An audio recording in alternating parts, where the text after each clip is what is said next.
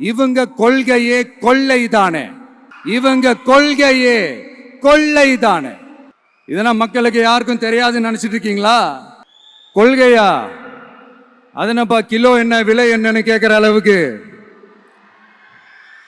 அப்படி ஒரு கட்சியை ஒன்று நடத்திக்கிட்டு அந்த கட்சியினுடைய தலைவர் தமிழ்நாட்டு முதல்வர் சொல்றாரு நமக்கு கொள்கை இல்லையா.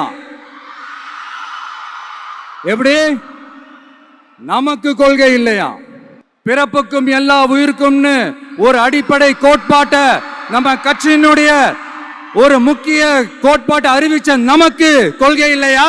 எல்லாருக்கும் எல்லாமும் கிடைக்கணும், சமூக நீதி கிடைக்கணும், அந்த சமூக நீதி உண்மையான சமூக நீதியா இருக்கணும், சாதி வாரி கணக்கெடுப்பு நடத்தணும்னு ரொம்ப ஸ்ட்ராங்கா சொன்ன நமக்கு கொள்கை இல்லையா? CAA அறிவிச்சதுக்கு அப்புறம் அப்ப நம்ம கட்சி ஆரம்பிக்கிறதுக்கு முன்னாடியே எதிர்த்த நமக்கு கொள்கை இல்லையா? வகுப்பு சட்டத்தை எதிர்த்து உச்ச நீதிமன்றத்துக்கு முதல்ல போன நமக்கு கொள்கை இல்லையா?